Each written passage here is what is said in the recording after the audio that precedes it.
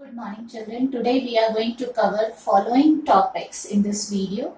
If you see the topic, I have taken 4 topics. One is concept of aggregate demand, components of aggregate demand in two-sector economy, and the consumption function. Let's understand these all topics one by one. Let's start with the topic concept of aggregate demand. What do we know about aggregate demand? We have studied about demand in microeconomics, if you remember. In that, we have explained that the demand refers to those specific quantity which consumer is willing to buy at prevailing market price within his given income. Similarly, aggregate demand is the value of the final goods and services. Just look at the definition I have written down. Aggregate demand refers to the total value of the final goods and services which all the sector of economy are planning to buy within this given level of income during one accounting period. Simple definition, you need not to pay a lot of effort, just a simple keywords, just key terms to remember, and you will learn the definition. Always try to learn definition as per the book it is given. What is called aggregate demand? It's a value of final goods and services, total value. If you are going to see the key terms, so you just remember the key term. It refers to the total value of final goods and services, which all the sector of economy is planning to buy. Means they are planning to buy at given level of income during one accounting period. So 4 or 5 terms are here. Just the total value of final goods and services. People are planning to buy at given level of income during one accounting period. That is called aggregate demand. So we can say, in other words, aggregate demand is the total expenditure done by the entire economic sector.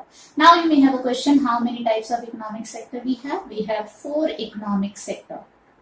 One is household sector, means we all the individuals which we are living in a household, we are naturally providing some of the material to the producing sector and also consuming those material produced by the producing sector. So if we talk about the first economic sector will be household sector. The second economic sector is government sector, where the government organizations, government firms, government companies and other institutions are working. Third, business sector. Business sector means producing sector. These producing sector related to private sector, we can say all the firms, companies comes under it. And the fourth one is external sector. External sector refers to when we are doing export and import with the other countries. Naturally, we have a lot of expenditure also, lot income also. So when these are total the 4 economic sector, we will study detail about these all 4 sector in the national income chapter 2. So right now here we are talking about in the definition that when the entire sector of the economy are planning to buy, means when we are talking about the entire sector, means we are talking about these 4 economic sector. Now these 4 sectors expenditure, means all those expenditure which is done by these all 4 sectors are actually the components of aggregate demand. So if we talk about what are the components of aggregate demand, so we have 4 components. So in second word, just remember, aggregate demand is total expenditure only incurred by the entire economic sector. Okay, so it never try to understand the aggregate demand is like a market demand. It's not market demand, it's a totally different. It's a total expenditure actual which we are planning to do the expenditure. It's not necessary it's actual expenditure. These all expenditure are planned expenditure. Okay, so aggregate demand consists 4 components, and these components are private household consumption. When the household sector are doing some of the expenditure, naturally these expenditure will be done in the consumption manner. So this expenditure will be known as household consumption. Okay. Now the second is investment expenditure. Investment expenditure are those expenditure which is done by the producing sector or business sector. When the business sector are investing, investing their money into the certain buying of the assets or certain things, that will be the expenditure by them. So that comes under it. The third is government expenditure. When all the government sector, means government enterprises, government undertakings, companies, firms, means entire government sector is doing some of the expenditure, either buying the raw materials or paying the salaries or anything, that will be part of the government expenditure. Okay, now the fourth one is external sector. As I told, the fourth sector is external sector. What we do in the external sector? Either we do export or import.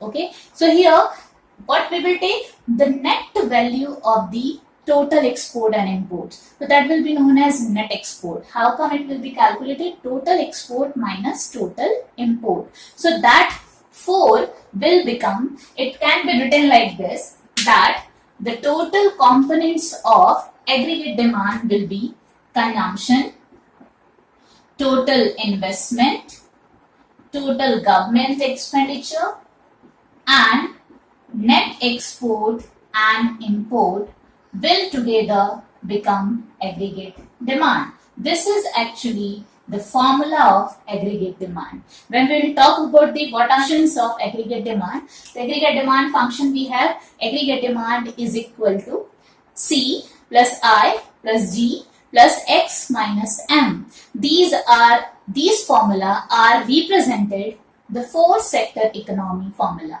Okay, but in your course only 2 sector economy formula will come, means we are talking about the only C plus I, means this we will have to study.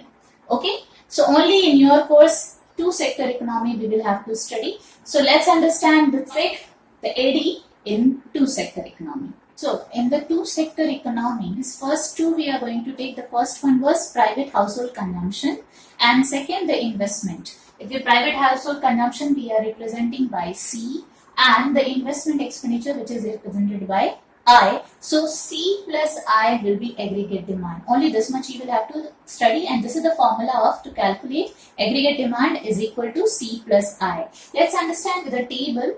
As I told you, what is called aggregate demand? That final goods and services, final value of goods and services which economic sector they are going to buy at different income level. Naturally, aggregate demand is totally based on the income level. If the income level is given, then accordingly we will have the consumption and accordingly we will have the investment too.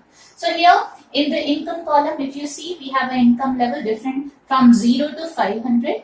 Okay, accordingly, as per the income, your consumption will be created. So accordingly, consumption is being taken like this. And investment, here the basic assumptions we are taking, and assumption is that here investment we have taken the fixed investment. This is also I will tell you later on what is called this type of investment. Okay, and aggregate demand is equal to C plus I, which will be after the consumption and investment will be added with this column. The final value we will be able to calculate. Let's see one by one how it is working. If you see carefully, at the 0 level of income, there is positive consumption. This is very important to understand. I have already explained you in the basic terms. This type of consumption is known as autonomous consumption. Autonomous consumption means any kind of either investment, either consumption or anything which is autonomous. Why it will be called autonomous? Because at the 0 level of income they are positive. It means even if you are having the income or not, you need to buy, you need for the consumption. Naturally, if you are not having money, naturally you will have some of the expenditure, like you wanted to have a food, you wanted to have a cloth. So naturally for that you are going to buy those things. From where you will buy? Naturally from your past saving or any kind of things you are going to sell it to the market and then you will earn it. So when the consumption is done at 0 level, that is always known as autonomous consumption. And autonomous consumption we always denote by C bar. Okay, so here C bar is equal to how much? 50. That is autonomous consumption. So this will be known as autonomous consumption. Here investment we have taken, that is fixed investment. I will tell you already this is why it has been taken and what is the meaning of investment, such kind of investment. So investment which does not change with the change in level of income is known as autonomous investment. Is that clear? What is called such kind of investment? The investment which does not change with the change in the level of income, that is called autonomous investment. If you see income is 0, then also there is 100 rupee 100 investment. If income is 500, there is all again 100 investment. Means whatever the income, either it is higher or lower, there is no changes in the investment. So here investment we have taken 100. Okay. Now if you see the total calculation, the calculation is like when there was zero income level, there was positive consumption and the positive investment. So total aggregate demand will be 50 plus 100, 150. How do we calculate it? C plus I. C is 50, I is 100. So total aggregate demand will be 150. When the income is 100, that time the consumption was 100 and investment was also 100. Again, you may have a question, when your income is 100 and entire 100 you have consumed, then rest from where we are doing it. This is fixed. As I told, this is fixed investment, this is autonomous investment. Whether you are having zero income or the highest income, your investment will be same as. So here this assumption has been taken. So yeah, investment is same as, so we are going to add it and then we will have aggregate demand 200. Likewise 250, 300, 350, 400, we have total aggregate demand. Now see the diagram how we are going to plot this table. The diagram we will take similarly as we were doing previously. Here it will be the origin point. Here you will plot income. Income whatever you have taken, 100, 200, 300, 400 and 500. On this y-axis we will show the aggregate demand. Accordingly we will take figures 50, 100, 150, 200, 250, 300, 350, 400 accordingly. Okay, after taking the measuring, you are going to plot each column, means all three columns except income. This will be plotted on x-axis, okay, and these entire figures will be plotted on y-axis. So we are going to plot, if we are going to plot investment, we will find a straight line because I is parallel, means all the at all level of income, investment is similar, equal. So when we are going to plot on diagram, we will have the straight line in all level of income. Similarly, when we are going to plot the consumption, naturally just see from when the income level was 0, consumption was 50. So in that manner, it will goes like this. This is C, okay. And if we see aggregate demand is total what? It is the total value of total consumption and investment. So aggregate demand will be like this. So why it is coming? Because it is C plus I. So this is aggregate demand. So in this manner, we are going to plot the diagram. This is aggregate demand in two-sector economy. I hope there is no doubt. One more thing is very important in this diagram, that this situation, this portion is considered autonomous consumption.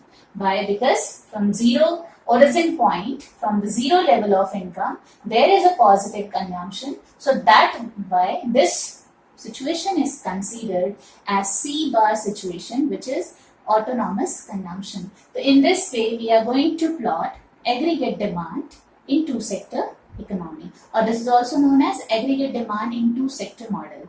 Okay, now we are going to understand the consumption function, which is very important for the exam point of view. Why? Because if you see this table very much carefully, this table is based on three assumptions. One, that autonomous consumption is 50 and I is 100, and one more thing is there, that is B equal to 0.5. What is B? It is called marginal propensity to consume. I'll tell you detail in next video. What is called marginal propensity to consume? In short, just understand this represents that how much percentage you are spending on consumption from your income. Okay, so this table is based on these three assumptions, that autonomous consumption is 50, total investment is autonomous, that is 100, and the MPC value means the capacity which we are going to spend on consumption from the income level is 0.5. Okay, so that's on the basis of this table is been made.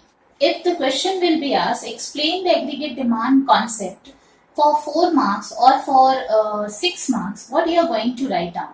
You are going to write down aggregate demand. First definition you will explain that it refers to the total value of final goods and services which is produced, entire economic sector are planning to buy at a given level of income in one accounting period. Then you are going to make this table, and this table should be presented by the diagram which I have made. Then you are going to write down the observation. That is very, very important.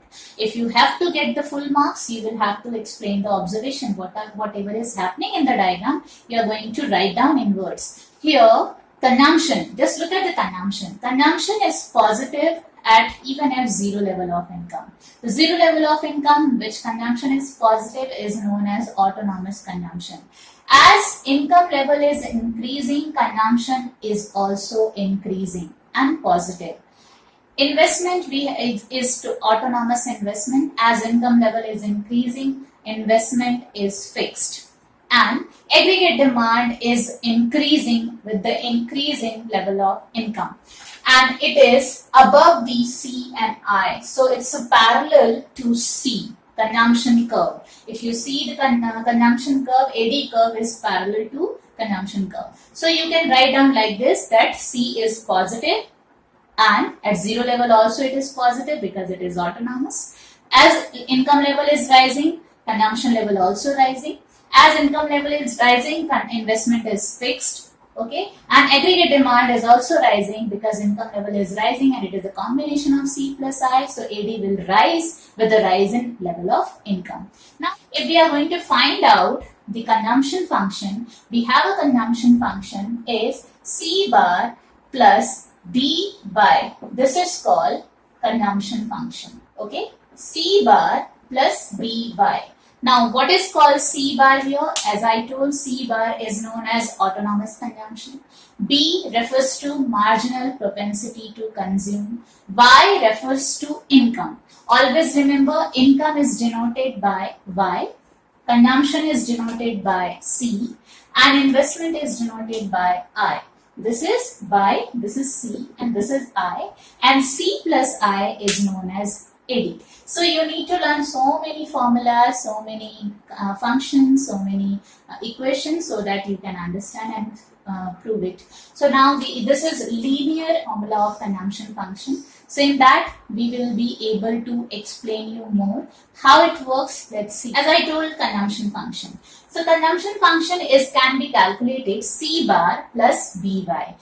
What I have explained, what is called C bar? It's autonomous consumption. And what is called B? B refers to marginal propensity to consume, which means that in given level of income, how much we are is able to spend on consumption. That is represented by B, and Y represent the level of income. For example, one example we can take it, just for example, that Y value is given 100, okay, and consumption we are doing is 50 and the propensity to consume is given 0.8. So find out the total consumption. As I told, this is the formula of consumption function. It means the formula of C to how to calculate consumption will be derived from this formula. So formula for C, this is C bar, this is not consumption, this is not total consumption, this is what? Autonomous consumption. So how will you calculate what is the value of consumption?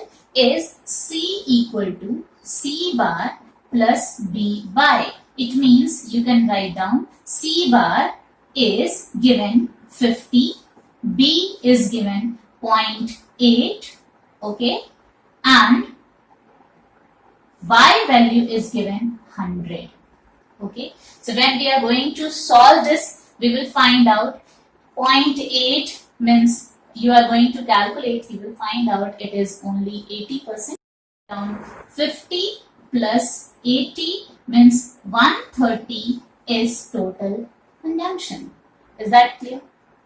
So this is what, if we are going to see the final, so what we can write down, how do we calculate total consumption? Total consumption is equal to C bar plus B by. So this is the formula. So I have explained you today two formulas. First formula we have studied how to derive consumption. Consumption can be derived C bar plus by.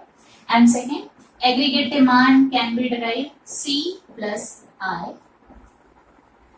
Okay. Now, we need to know if I am going to give you some other question. For example, here I am writing 200. This is again 50. This is 0.8. Now you are going to calculate it. You will find the figures, and since just the figures on the value of the formula, and accordingly just find the answer. So in this way, we have completed today's topic. The rest topic we will study in the next video. Now if you see the 12th examination, already result has been out. If you have seen, they have set high bar, means 100 out of 100 students have scored. So it's a really tough time for you, and it's really set your goals so high so that you can score, you can beat the senior one which they have performed. Now I'm giving you some of the assignment. Kindly solve this and give me back. If there is any doubt, any kind of confusion, you can ask me, you can write in the comment box. Okay, all the best.